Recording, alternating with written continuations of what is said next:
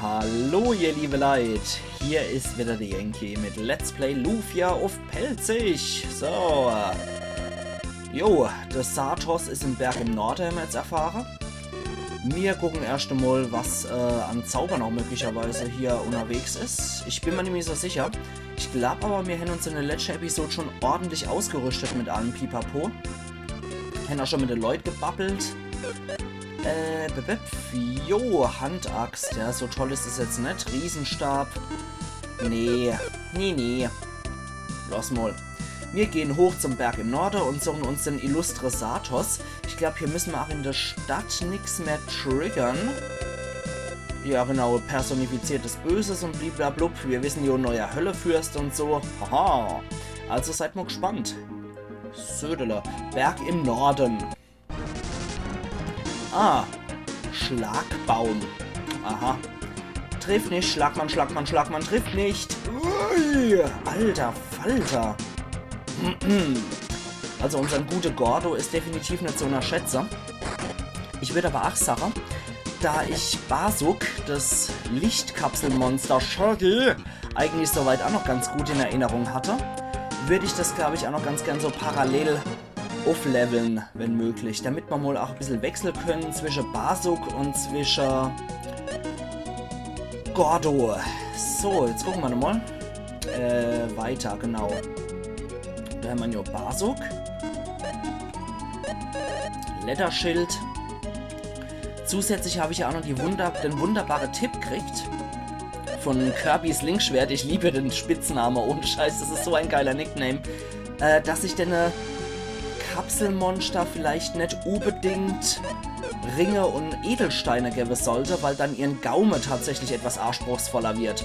Oh Gott, wie die Overworld-Mucke gerade abgeht. Ja, das ist übrigens hier Symbol für Berge. Also gehen wir mal hier. Berg des Aurabaums. Geil. Wieder so Bienengegner. Oh, die flitzen ganz schön. Das ist der Powerstachel. Alles klar. Eisbombe, ja, das wird jetzt bei solchen Gegnern nicht so toll sein. Wasserfontäne, nö, komm.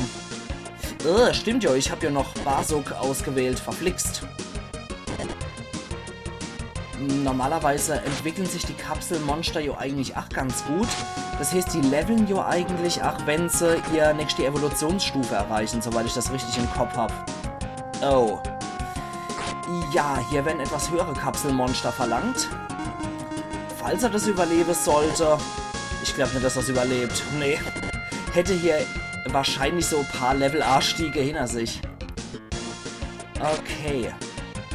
Ja, ist jetzt auch wieder ein bisschen her, seit ich Lufia das letzte Mal hier wieder als Let's Play gespielt habe. Deswegen muss ich auch erstmal wieder reifen in das Ganze. So. Ja. Ich will wieder unseren Gordo haben. Dann habe ich noch vergessen, ich möchte noch stark. Jo. Machen wir mal das Spendable hier. Okay.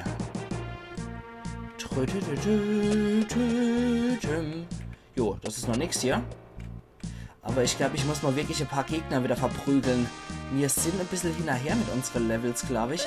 Und hier müssten wir auch die Bombe ein paar Mal benutzen können. Ich glaube, die wachsen, ja. Die wachsen noch, die Dinger. So. Schlagbaum. Genau. Wasserfontäne ist jetzt, glaube ich, nicht so hilfreich für so einen Baum. Wir probieren einfach mal, was Kälte deine Viecher ausmacht. Alter, in die eklige Zähne, oder? Bäh. Gut. Eigentlich dürfte das jetzt auch nicht so toll sein bei Bam, aber jo. Das zieht man zumindest nicht sehr wenig ab. Und wie, der greift zweimal an. Mistvieh. Aufwecken hat er noch gegeben. Hey. Was ist dann das? Floramista. Moment, nee, der steht vorne. Und wir wollen natürlich noch Blutballmol auf alle ausprobieren. Jo, Allah. Gordo rotzt der recht weg. Und dann gucken wir mal, wie gut die Floramistas oder wie sie heißen hier brennen. Oh ja. Nicht schlecht. Brennen wie Zunder die Viecher und gut Erfahrung geben sie auch. Dann mal weiter hier. Badabadam. Badabadam. Ich mag diese Bergmusik eigentlich auch ganz gern, diese Berg-Dungeon-Mucke. Finde ich eigentlich auch recht stimmig, muss ich sagen, für so Berglevel. Noch etwas heroisch. Sag mal mehr, du Flitzerbiene. Gruselflieger hat er noch im Gepäck. Alle Haupt, die zünden wir auch alle an. Hör doch auf mit so einem Quatsch. Die sind auch ziemlich flink, diese Mistviecher. Aber Gordo dürfte nicht so weit, genau, noch nicht so weit angeschlagen sein, dass er den Flitzer macht. Gucken wir mal, wie gut diese blöde Biene hier brennen. Und es geht. Es geht. DK geben der Rest. Jawohl. Sehr schön. Maxim und DK haben auch noch ihr Level gekriegt. 29, 26, 26, 25. Ja, du merkst mal, wer hier später dazugekommen ist. Ich habe jetzt erstmal wieder die Zauber geordnet und jetzt machen wir mal hier auf alle stärker. Jetzt haben wir ja schon der bessere Heilzauber. So, Flora in die Hose geschister. Alter. Gordo, du Tier. So, der Rest geht da nochmal drauf. Wie gesagt, also ich halte Gordo auf jeden Fall für das stärkste Kapselmonster. Basuk habe ich aber allerdings auch ziemlich stark in Erinnerung, muss ich sagen. Gerade auf einer hohen Entwicklungsstufe, wenn er dann wirklich so wie so ein Engel aussieht, ist der ziemlich fix dabei und er kann uns dann auch heilen, soweit ich weiß. Insofern, Basuk ist auch ziemlich hilfreich, wenn es ums Heile geht. Also Heile im Sinne von Heilung und nicht von Heule. Weil auf Pelzig heißt ja Heile bzw. Greine. So, wieder jede Menge Viehzeugs. Okay. Wir gehen mal alle wieder drauf. DK, probier einfach mal die Wasserfontäne. Ich möchte mal wissen, was das bringt. Es stört mich, dass die Viecher so fix sind. Jo. Sehr schön. Gut gemacht, Gordo. Okay. Eventuell, nee, das reißt... Ah doch, tatsächlich, geil reißt's. Und DK macht auch nochmal gut Schade. Okay, nicht verkehrt. Jappadu, di dam. Komm her, du. Okay. Nicht Narkose, ich hätte ganz gern den Blutball. Der ist bestimmt glutenfrei. Ach, war der schlecht, Alter. Oh Mann, sorry, ab und zu muss ich mal wirklich so schlechte Witze raushauen. Das ist in meiner Natur einfach zu babbeln um des Babbelns willen. So. Okay, Magienadel haben wir noch gekriegt. Ich würde noch ganz gern stärker auf alle packen und dann kann es weitergehen. Ja, badadam. Hier, Panzerbiene. Alter. Gut. Sehr schön. Gut, Alter. Dann machen wir normal stark auf dich. Dann schauen wir mal. Wenn all das Gras wächst, der Held zur offenen Türe wetzt. Okay. Autsch, voll in die Explosion gerannt. Aber ich glaube, wir müssen nur sowieso bei dem Gedöns vorbei. Deswegen machen wir erstmal hier den optionalen Raum noch weg. Jawohl, haut drauf, Seelan. Ja, Waldbrand. Okay. Jo, hau noch 3-mal drauf, damit's passt. Jawohl, sehr schön. Ich hab's nämlich kommen sehen, dass Gordo in der nächsten Runde wieder Flitze geht und so hat er noch sein Level gekriegt. Du haust mal wieder drauf und der Rest kloppt auf den. Alter!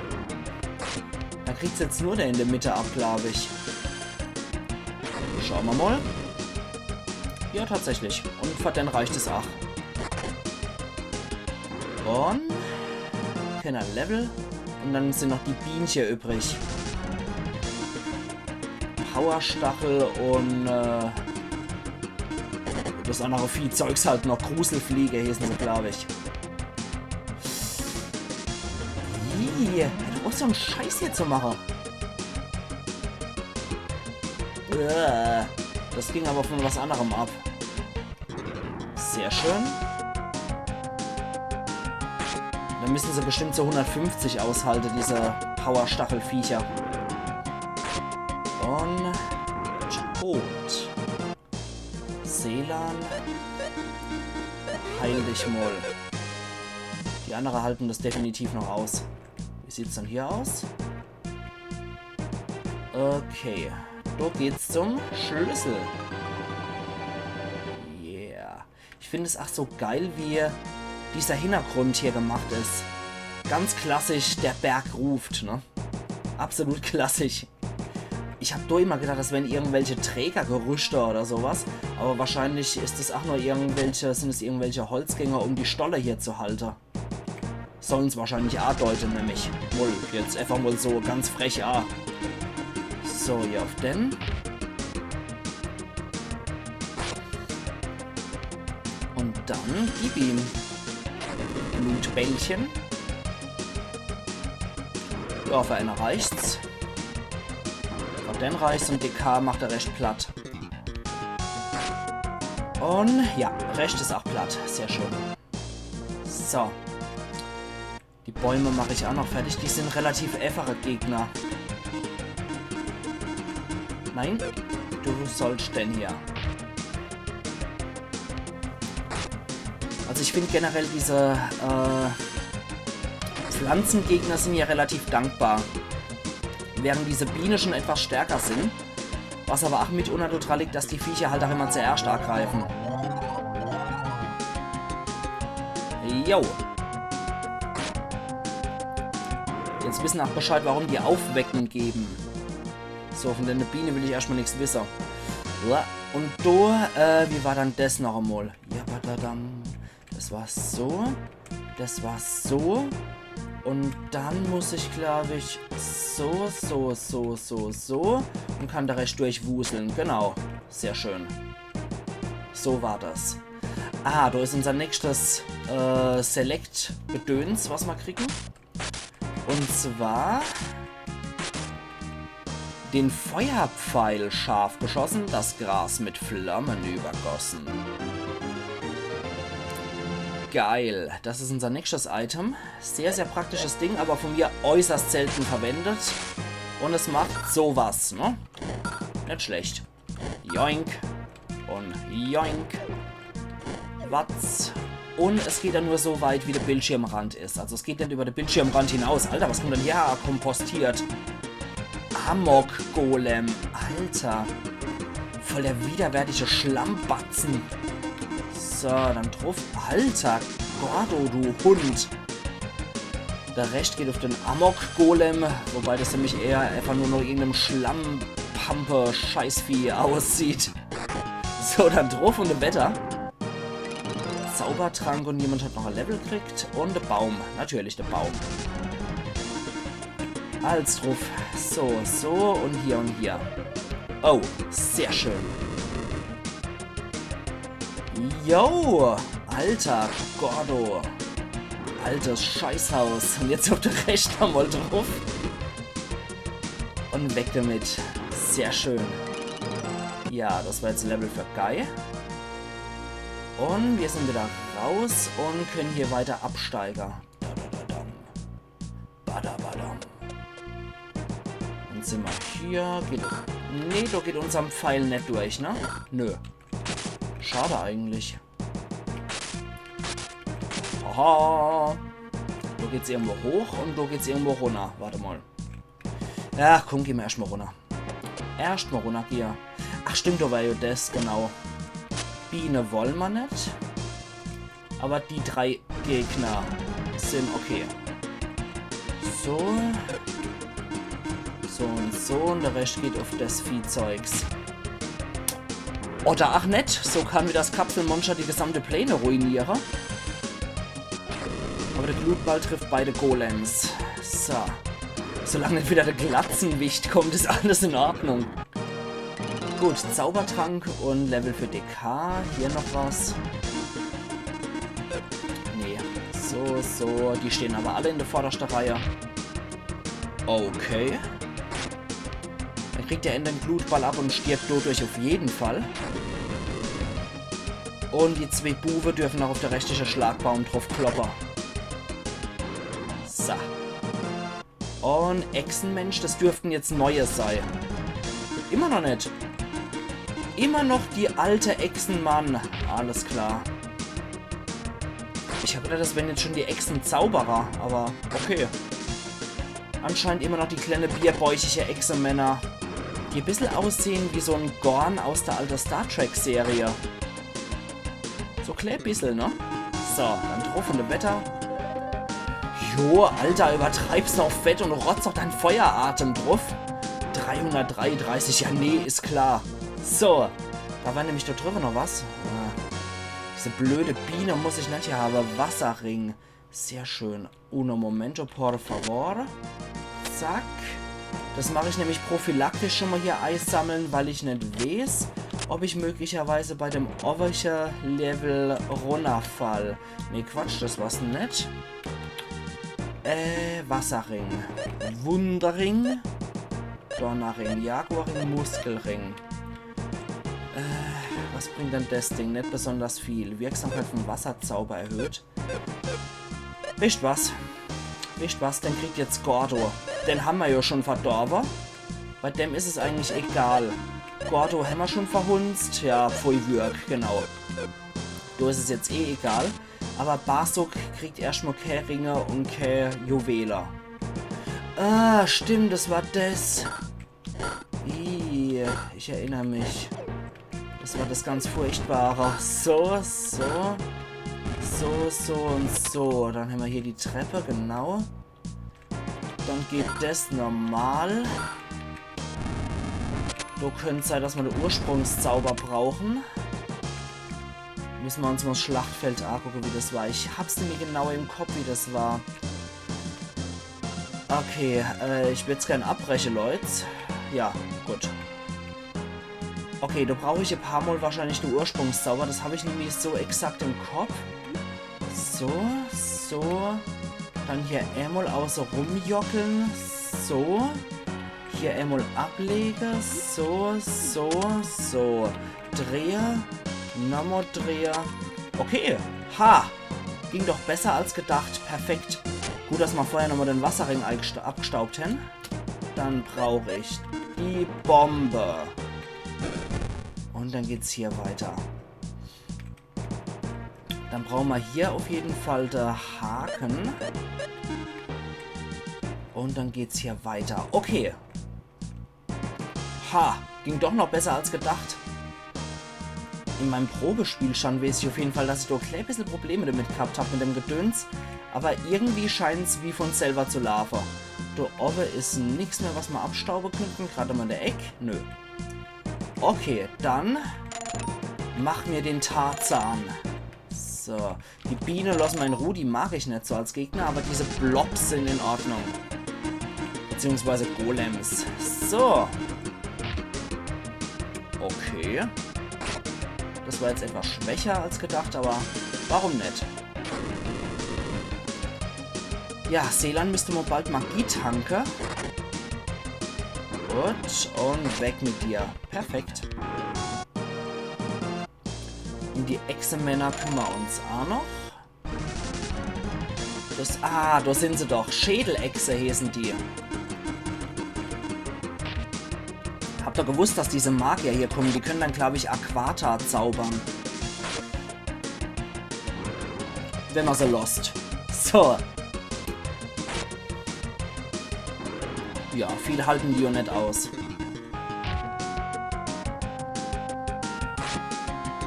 Sie sind trotzdem meiner Meinung nach mit dieser Nostalgie des ersten Spielebosses behaftet. Insofern mag ich die Echsenmänner eigentlich schon ganz gern. So, die kriegen wir auch noch. Denn und der Rest geht so. Das kriegt man noch hier. Schauen wir mal, das müsste jetzt eigentlich ein One-Hit-Kill sein, auch wenn er hinten steht. Jo. Perfekt. Die scheinen wohl nicht so gut auf Elemente generell zu reagieren, diese Biester. Komm her, du. Nein! Jetzt hat er mich noch gekriegt. Okay, Schädelechse. Schauen wir mal, was das bei denen abzieht. Einfach mal so just for fun. Weil ich glaube, dass die Aquata als Zauber beherrschen, die Biester. Schauen wir mal. Ja, es geht gerade so. Einer kriegen wir hier. Die attackiert nur normal. Jawohl. Hatte ich das noch richtig im Kopf? Und es zieht verdammt viel ab. Okay. Falls der das überleben sollte, Maxim. Nee, das überlebt er nicht. Na gut, dann muss ich das nochmal hier noch holen. So. Und joink. Genau. Ich war mir nur nicht sicher, ob du jetzt... geh weg. Ob hier jetzt die kurz vor Endräume kommen. Und dass man sich hier schon... wie? Ah, okay. Ich habe schon gedacht, wie? Ich latsche irgendwo rum und treffe aus, was sehe was. So, Moment. Geh schon hier, du. So. Und dann gehen wir an dem Hansel. Eigentlich wollte ich an dem vorbei, aber okay. Nehmen wir halt einen Überraschungsangriff. Gut, bei uns Spieler ziehen sie nicht so viel ab, bei den Spielercharaktere, aber bei Gordo ziehen die schon noch was ab, diese Hexenbiester. So, weil wir müssten eigentlich gleich bei der Speicher- und Auftankräume sein. Deswegen wollte ich da eigentlich meinen Cut setzen. Und weiter geht's. Ja, haut noch drauf. Solange ihr noch könnt. Alter, DK zieht auch ziemlich gut ab. Schade, dass der so lahmarschig ist. Okay. Weiter geht's. Und ja, da ist schon die Brücke. Da müssten wir eigentlich gleich durch sein. Da brauchen wir noch ein Bömpchen. Ne, so rum. Ja, da ist auch schon der Aura-Baum, nachdem hier das ganze Gedöns hier auch benannt ist. Ja, da brauche ich auf jeden Fall ein Monsterlein. Komm her, du. Damit ich mit dem runtergehen kann. Dem sein Gewicht habe ich einfach gebraucht. Und in dem Wort Gewicht steckt auch das Wort Wicht drin. So, weg mit dir. Dankeschön. Und Schlüssellein. Okay, dann würde ich das sagen, ihr liebe Leute. Da ich jetzt hier noch nicht speichern kann, das ist dann unter der Begegnung, verschiebe ich das Speichern und die Begegnung mit Satos auf die nächste Episode von Let's Play Lufia auf Pelzig. Also machen's gut und bis übermorgen dann wieder. Ayan Yankee.